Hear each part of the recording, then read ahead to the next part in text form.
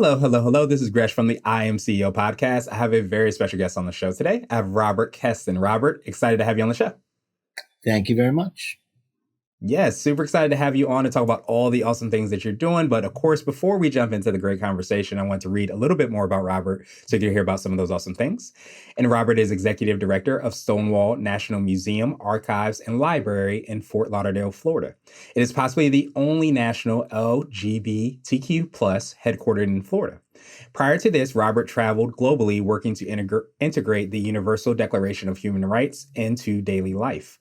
Robert conceived of the United Nations Decade of Human Rights Education, approved unanimously by the UN General Assembly, running from 1995 to 2004. His documentary film on the Holocaust won the jury prize at the Moscow Film Festival, and he has worked on projects from global agriculture to producing concerts and events from Kiev to Madison Square Garden. And Robert is definitely a man of many talents, as I touched on some of them too, including directing an award-winning documentary, to a career in music and working with presidents and prime ministers as well too, I think. But I think one of the really cool things that I found out about Robert when, reading a little bit more about him is that I appreciate more than anything else, he's definitely a change agent. And I believe I read or heard a little bit, he also might have a pair of cast shoes of Eleanor Roosevelt, if I'm right. Yep, is that right, Robert? I got them. Yeah, I thought so. So, Robert, are you ready to speak to the IMCO community? Absolutely. Awesome. So, a man of many talents, definitely a change agent. So, what I wanted to do to kind of kick everything off was rewind the clock a little bit, hear a little bit more on how you got started, what I call your CEO story. How I got started. I really got started a long time ago when I was in elementary school, and Martin Luther King was assassinated. And it was something that I really didn't understand. And my mother took me to this organization that was located in the next town over. And there was this woman by the name of Ruth Ransom, who was the executive there.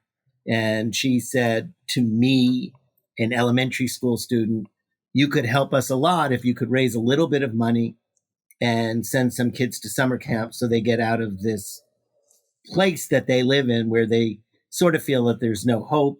And with what's going on politically and socially, that would be the best thing to get them out of here for a couple of weeks during the summer. So I went back and I organized elementary school, the kids, and we put together a hobby fair.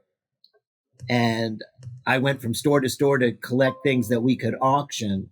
And in doing that, I got kicked out of stores because I was trying to get things to raise money for this organization that was based in that community. And that was a realization that things were not what I had thought they were, living in the bubble that I lived in. And from there, we raised enough money to send dozens of kids to camp that summer. And for a little kid, that seemed amazing that we were able to directly help people that lived next door to us who we didn't even know was there. And then in college, I took time off and organized tenant associations in New York City, in buildings that were primarily occupied by widows. And they were afraid to complain. They thought that they could get evicted. And so the quality of care of the buildings was something that really needed upgrading. Lights were off in hallways, things were missing on stairs, and these were all older women that were living in these buildings, and the buildings weren't clean, and we changed that.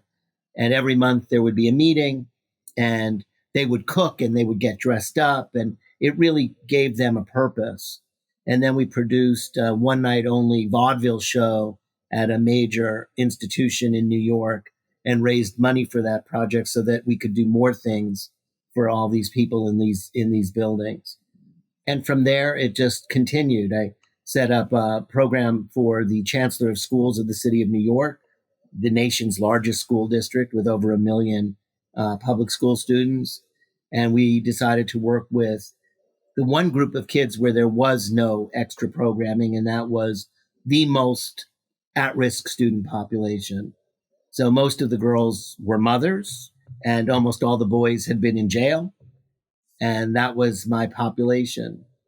And within the first year, we had kids that were getting college scholarships and trainee programs.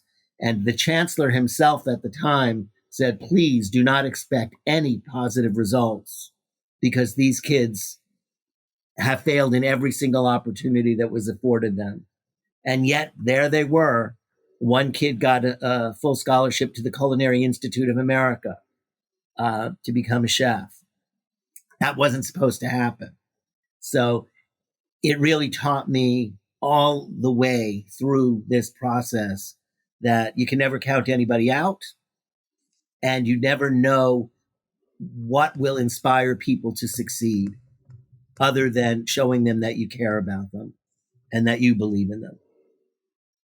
Yeah, I absolutely love that, and especially love how that started as such a young age. And what you said is that it reminds me of that quote of people don't care how much you know until they know how much you care.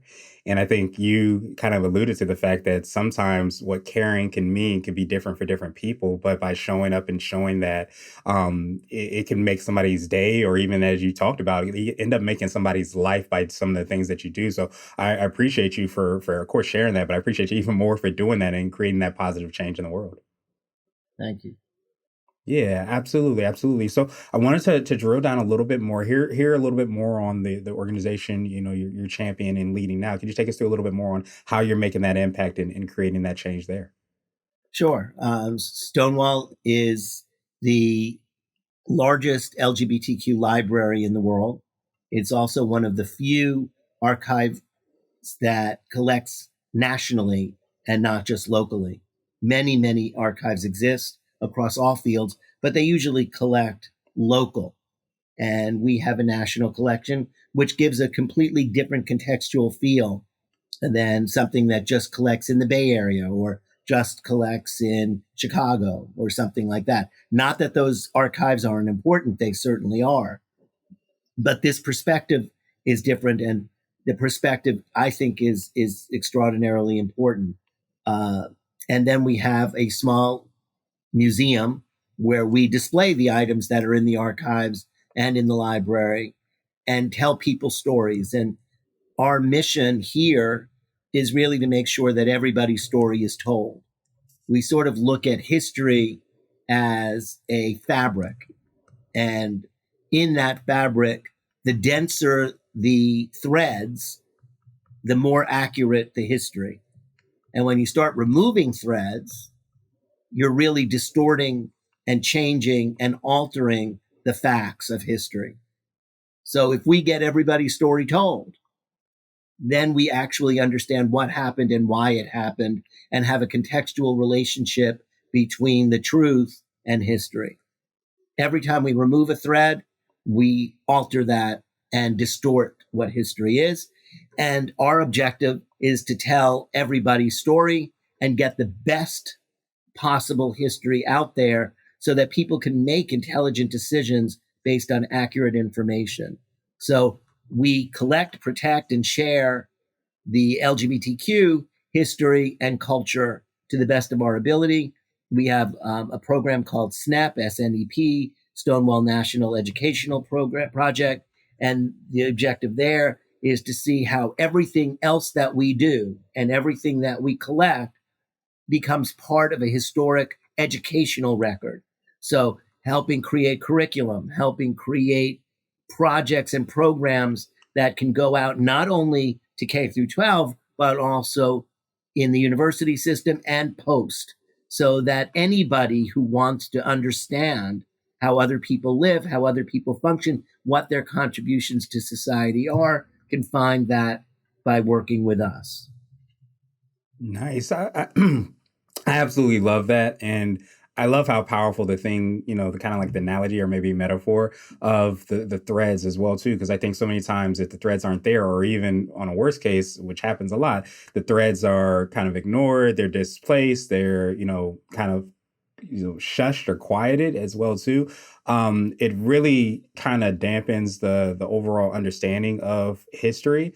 But I think too, the word that was kind of coming to mind is kind of like a holistic view. I think so many times when you only hear one part of the story or you're only seeing one part of the thread, you don't get the full entire story. You don't get the different perspectives. You don't get how things sometimes affected people in different ways. So I appreciate, you all and everything that you're doing, because, by giving a voice to everybody, I think it just gives a better understanding, a lot more empathy, and a lot more, care, as we kind of talked about earlier, around the world. Well, it's also important to recognize that this is one of the only communities, maybe the only community, that you find in every other community. There's not a race, religion, color, nationality, profession that doesn't have somebody somewhere from the LGBTQ community. It crosses all boundaries, all borders. And by doing that, everybody has multiple flags that they live under. They live under national flags. They live under a rainbow flag. They live under a religious flag. Whatever it is, they're there. And so this is, in essence, a natural bridge between peoples. And I think that because of that, very often there's tremendous pushback, because people are not necessarily interested in what they feel is giving something up in order to accept something else. And Mhm. so by pushing this community out of the way, you negate the fact that they're there. They're not really a part of us. We don't have these people in our community. Well, yes, you do. And when you say you don't, you're hurting those people, you're hurting their families, and you're hurting your community. Because the one thing that we should have learned from history, based on the fact that we have eliminated so many of those threads, is if you imagine that from, let's say, 1600, instead of enforcing slavery, instead of enforcing that women were second-class citizens, instead of putting people that were different from you on the short end of the stick, that same amount of money that was invested in repression, what had been invested in investment, in bringing those people on. Imagine where this country and world would be if women had participated fully all along, if Black Americans and Native Americans had participated fully all the way along. When you look at what these minorities or marginalized communities have contributed, even in the face of outrageous repression, imagine what would have happened if everybody would have had an equal opportunity to do that. Yes, there were people who overcame those obstacles, but you can count them. And that's because in every group, there are some exceptional or more than exceptional people. But with a little bit of opportunity, with a little bit of investment, many, many more people become exceptional. And that's what we've lost. And we've even lost just the abilities of those exceptional people to excel even beyond that, because they would have been given the resources that would have allowed them to use their full potential, rather than the potential that they had plus the potential that had to be used just to fight to get through. So, you think of George Washington Carver, there are just so many people, the literary geniuses, the musical geniuses, the business geniuses, who overcame all those obstacles and succeeded. And I always wonder what would have happened if everybody else would have been given the same equal opportunities as white America had, or white Christian America had, or the founders who came from England had over even other whites who came from other parts of Europe that didn't get those initial investment opportunities in the very beginning. The Irish weren't included, the Germans weren't included, the Italians weren't included. And had we had the foresight, had we had the ability to learn from the historical context what those investments would have meant, I'm awestruck by what the possibilities are. Yeah, absolutely. And I appreciate you sharing that. And of course, it sounds like even like that might be even in the foundation of everything you're doing as far as like sharing these stories and to kind of bring light to that. And I, I wrote down, opportunity cost because I think we think about the hatred and, all the things that happen, in history. But we never really talk about the opportunity cost, the loss of those things. So I appreciate you highlighting that because not only do you give people the opportunity to be appreciated, accepted, but like you said, you'll have them that you provide that environment for them to flourish and to be able to be great and to be able to invest back into the world and into Exactly. all those things. But when you create that environment where that doesn't happen or that isn't accepted or that person isn't accepted, then a lot of times you get the probably the best case is you get less than that. But a lot of cases, as we've seen in history, it gets worse and worse and worse. The things that happen. So I appreciate tremendously you sharing that, of course, everything that you all do. But do you feel like that's part of what I like to call your secret sauce? It could be for you, the organization, or a combination of both. The thing you feel kind of sets you apart. Do you think it's that I don't want to say realization, but the awareness of the work that you do and how impactful it is? Do you think that is part of like what kind of sets you and the organization apart or the organization? Oh, absolutely. The fact that we understand by looking at that historic record what we have learned and what we haven't learned is something that definitely sets us apart because we are looking for how we can learn from those mistakes. I don't believe that we necessarily repeat them. I think that that subterranean level of prejudice and hate is always there. It's just when there's complacency above it that it sticks up its ugly head and tries to pull everything back to a place that never really existed. These fantasies about what life was like before are never real. And they're never real because they're based on false history. And in American history, we are told George Washington cut down a cherry tree and he couldn't tell a lie. Well, George Washington's father died when he was really young. So that story, aside from the fact that we know that from historical record it wasn't true, none of it was true. But when you base the history of a nation on a falsehood, then everything is based on clay feet. And how do you build solid ground when the feet are made of clay?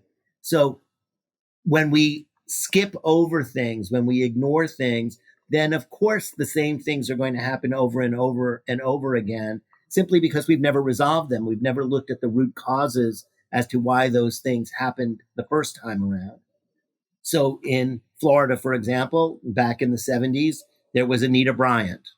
And I don't know if you know who Anita Bryant was, but Anita I Bryant think so. was the national spokesperson for the orange juice industry. Hmm. And she was a Miss America, and she was a singer, and she was an early Christian right person. And she came out against an ordinance that was passed in Miami-Dade County that gave rights to the LGBTQ community. And she was popular enough that she got that on the ballot and it was withdrawn. And her campaign was Save the Children. And if you listen to the leadership out of Tallahassee, Florida's capital, you hear Save the Children. In 2023, we're using the same language. We know from any judgment that the contribution of the LGBTQ community in entertainment, in law, in government, in education, in the arts, in business. Imagine if everybody had the opportunity to become Tim Cook, the head of Apple, who happens to be a gay man. Or if everybody had the opportunity to become the next Elton John. Or if everybody had the opportunity to become the next Keith Haring in the art world, or Andy Warhol. Where would we be? But instead, we take all that money and all that energy and put it into repression. We have the record of who was successful and had to overcome obstacles, just like in the Black community, just like women, just like so many other marginalized communities. And now we see it again playing out in wars across the country. where we marginalize people, we talk about them being subhuman, and once again, we make these massive trillions of dollars, all told, in repression and exclusion rather than an investment in moving the world forward.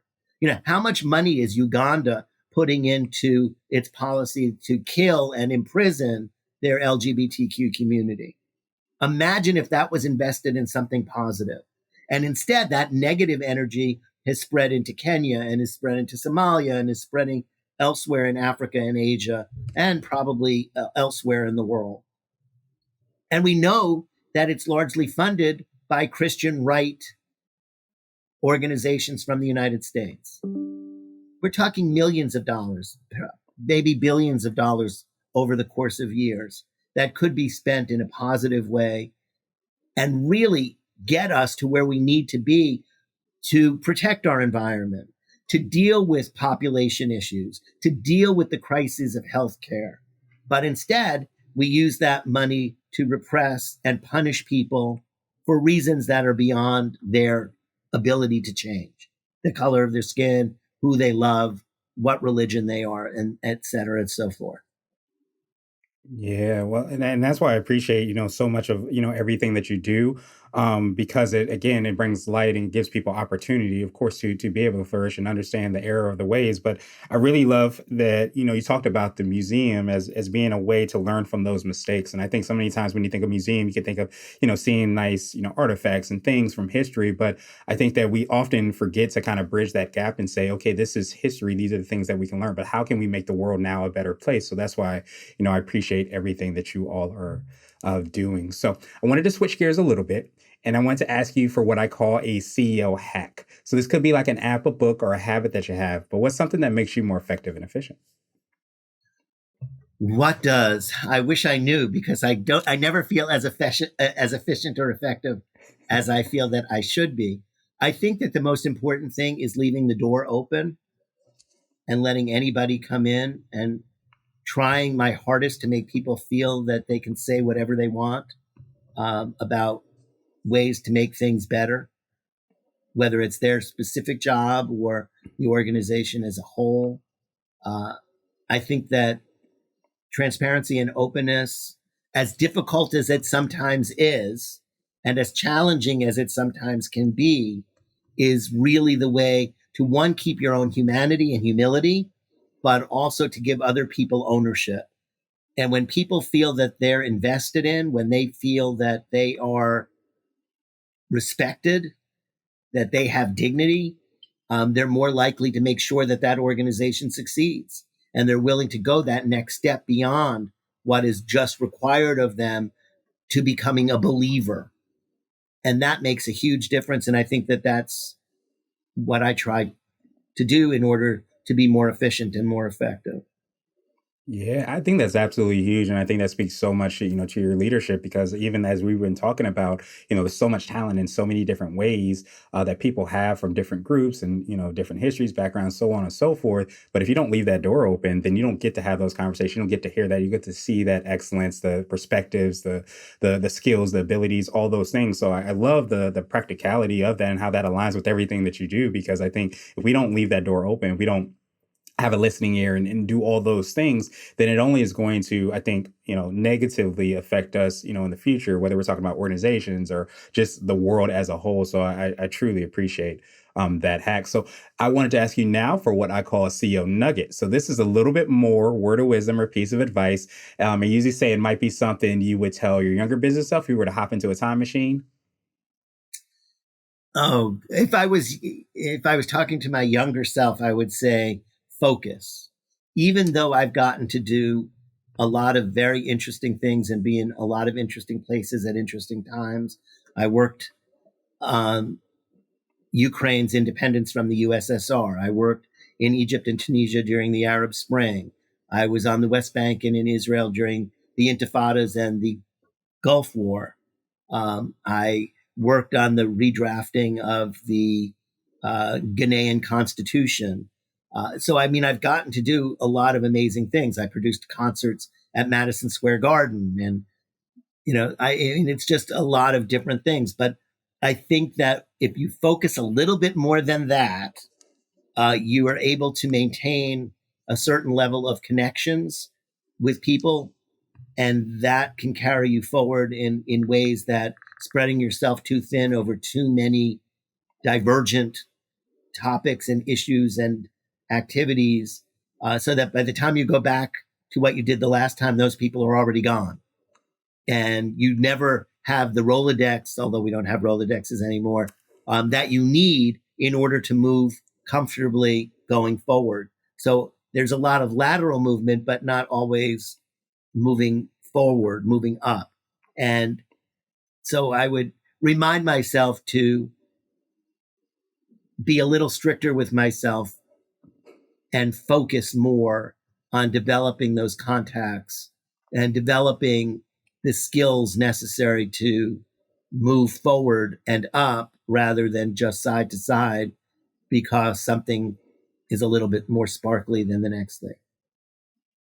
Yeah, and I think you could definitely tell my younger business self that as well too, because sometimes when you're really creative and you see lots of opportunity to create solutions, you're always kind of everywhere. But I almost wonder if there's this book called Range that I picked up fairly recently, and it talked about how the power of being able to be quote unquote generalist and have so many different perspectives. So I wonder, does that help you as far as like quote unquote being able to think outside the box, and like a lot of what that book was about is that because you have people that have different experiences, it allows them to create solutions in a unique way because they have those different kind of experiences or knowledge to kind of pull from. Do you feel like that's kept you at an advantage of being able to kind of problem solve? I think that I can problem solve. I think that I can think certainly creatively, but in this world, we also need to have financial security. And when you, at least for me, I've often walked away from financial security for something that's interesting or something that's Mm. exciting or something that seemed important. And I think you have to make that compromise at some point because otherwise you'll be working until you're 120 because our society doesn't necessarily appreciate your creativity or your ability to focus on many different things. It appreciates people who do primarily one or two things or stay at least within one industry. I've not stayed in one industry. I've worked in politics, education, agriculture, the arts, government, and although some of those things do overlap in pieces, a lot of them do not overlap successfully. And working globally and working nationally and working locally, once again, it's a whole different cast of people. And one does not necessarily make for security for yourself and your family by doing that. But yes, you live a very interesting life. And there's some things, obviously, that I would never want to change, like being in Tahrir Square during the Arab Spring, um, facing machine guns in Ukraine. My translator wasn't so happy about facing machine guns in Kyiv, but for me, it was really exciting at the moment, and I was young enough not to be fearful. But there's some things that are just amazing that I got to do, and amazing people that I got to work with.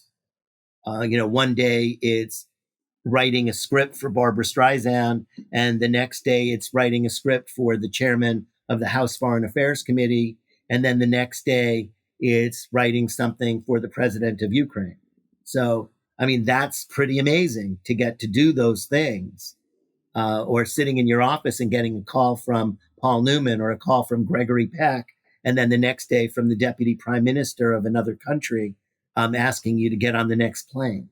So that I would hate to give up, but I do understand that there has to be give and take. And sometimes that was harder to make a decision about. Yeah, that makes sense. I appreciate you sharing that. And that I was definitely thinking, I was like, that's what makes you the most interesting man in the world, that you get the opportunity to have all those experiences that get to pull from that. But I appreciate you sharing that. And, just, I think so many times when like you said, you can spread yourself too thin, but you can also be so focused that you aren't able to see the forest for the trees. So it's like being able to kind of find that fine balance between Exactly. having those different experiences, but at the same time, still focus on those one or two things that you mentioned are absolutely huge. So, absolutely love that. So, now I want to ask you my absolute favorite question, which is the definition of what it means to be a CEO. And we're hoping to have different quote unquote CEOs on this show. So, Robert, what does being a CEO mean to you? It means making everyone feel like a leader, uh, and trying diligently to respect the dignity of everybody that works with you, because I firmly believe that nobody does it by themselves, that even if you start something, it's unlikely that you will succeed if you try to do it alone. And it's easier to try to do things by yourself because it's sometimes draining to try and train people to do what you can already do. But finding the forbearance to do that always makes for a better leader. Because if everybody thinks that they have a vested interest, then they want you to succeed.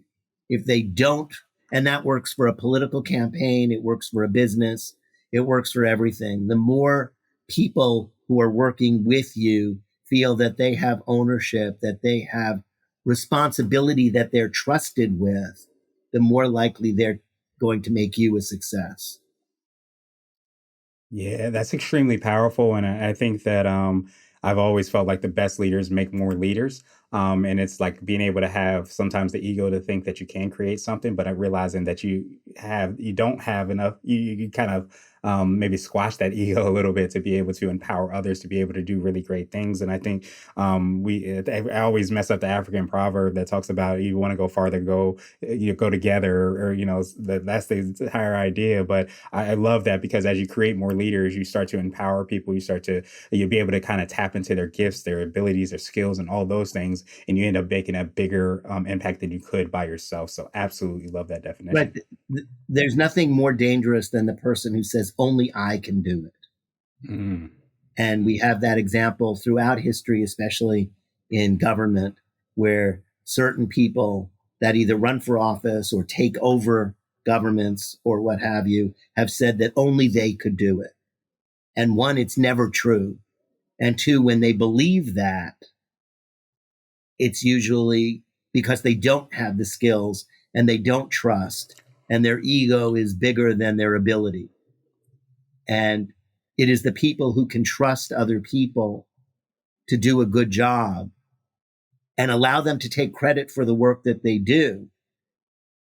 And I think that an example of that was Lincoln. You know, he put together a team of rivals to be in his cabinet. He changed his opinions. He morphed and transformed into the person that we celebrate today. He wasn't born that way. And that was a sign of real leadership. Eleanor Roosevelt, who when quoted, said that she was born a racist and an anti Semite because she was so privileged and so special that anybody else was inferior. And then she became the single largest supporter of all these other groups and counted people from those marginalized communities as her best friends and a focus for her greatest work, which was the Universal Declaration of Human Rights, which turned 75 this year in December.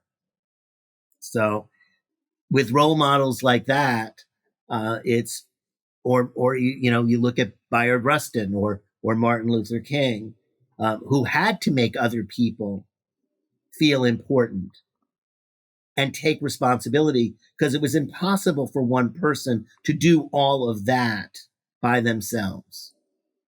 You have to know what you can do, and you have to find the people who complement you and you complement in order to make it work. And there are good examples. Unfortunately, there are fewer examples of those kinds of people that get the attention that they deserve than those who will stand there and say, and I did it myself. Yeah, absolutely. And I think a lot of times it kind of, maybe speaks to the goal or wherever you're trying to go. If you feel like you can do it or you actually can do it by yourself, maybe you're not dreaming big enough. Maybe you're not making a big enough impact because just like you mentioned, all those phenomenal people in history understood how important it is to have a team or the people in place and to be able to empower them. So absolutely appreciate that. Of course, I appreciate your time even more. So what I want to do now is pass you the mic, so to speak, just to see if there's anything additional that you can let our readers and listeners know, and of course, how best people can get a hold of you and find out all the awesome things you and your team are working on. Well, they can get to us by going to stonewall-museum.org. That's one way. Anybody who comes through Fort Lauderdale should come visit us, get a tour of our facility. It's not that big. It won't take up that much time, but it's definitely informative and has a lot of information. We do a tremendous amount of things. We do a tremendous amount of outreach. We will be having an exhibit at City College of New York in the Colin Powell School next year from the end of April through the beginning of May. We're looking at a year-long opportunity to have exhibits hosted in the city of New Orleans, starting with an exhibit on HIV/AIDS, which goes almost unnoticed today, even though it's still spreading, and it's spreading in certain communities more than others. And it's something that doesn't have to happen, certainly in the way and to the depth that it does. So those things are important. We're looking to work with any number of organizations and institutions, even in states where the governments have made it more difficult for an organization such as ours, like Florida, like Texas, like Alabama. I could go on and on. And we continue doing things like fighting book banning, because when you read the first lines of the Constitution, we the people, in order to come together in order to form a more perfect union, well, you can't form a perfect union or even a more perfect union unless people are informed and educated. And you can't do that if you're taking books and information and courses away from them. You have to instill information, not withdraw information. And we try to be on the cutting edge in that struggle. We are doing all of those things because it's not only that it's vital for our community, and as I said, our community has members in every other community, but it's vital for the survival of democracy. And without democracy, we don't have human rights, we don't have civil rights, and we won't have public education.